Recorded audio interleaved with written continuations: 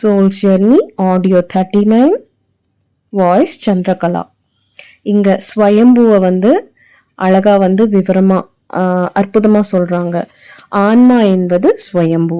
அந்த ஸ்வயம்பு என்றால் ஆன்மா தன்னைத்தானே தனக்காகவே தன் மூலமாக தன்னைத்தான்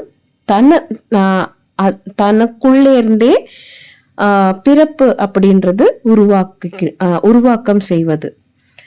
அப்படி அழகா இந்த ஸ்வயம்புவை பத்தி அழகா சொல்லியிருக்காங்க. ஆன்மாவுக்கு தன்னை தானே புரிஞ்சுக்கிறது கஷ்டமா, அதுவே ஒரு புரியாத புதிர் அப்படின்னு சொல்றாங்க.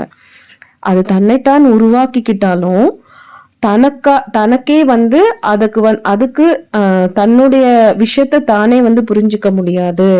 அது ஒரு புரியாத புதிர் அப்படின்னு இங்க அழகா சொல்றாங்க.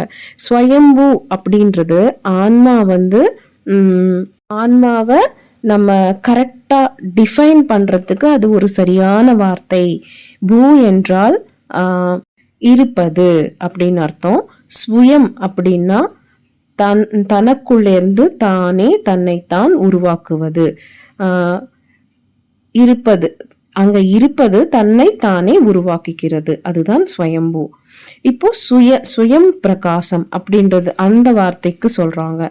ஆன்மா சுயமாகவே தனக்குள் தானாகவே பிரகாசிக்குது, ஜொலிக்குது.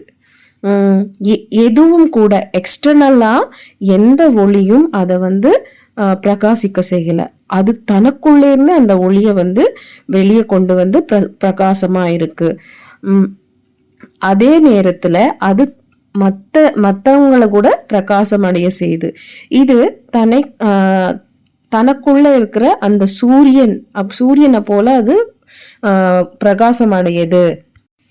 இந்த ஆன்மா தனக்கு தானாகவே சூரியனை போல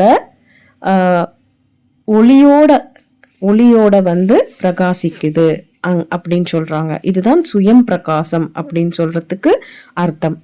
இப்போ பிரகிருதி, நம்ம பல இடங்கள்ல பிரகிருதி பத்தி நம்ம தெரிஞ்சுக்கிட்டோம். ஆன்மா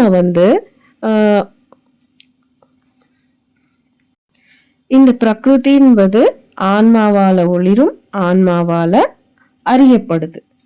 பிரகிருதி மற்றும் புருஷா இந்த ரெண்டையும் கலந்த நாட்டியம்தான் இந்த லீலை அப்படின்னு சொல்றாங்க. இங்க ஆன்மா ஸ்வயம்புன்னு சொல்றாங்க. ஆன்மாக்கு சுய பிரகாசம் அப்படின்றது இருக்கு. இங்க பிரகிருதி அப்படின்றதும் புருஷா அப்படின்றதும் ரெண்டும் செய்யற இந்த நாட்டியம்தான் லீலை அப்படின்னு சொல்றாங்க. பயணம் தொடரும்.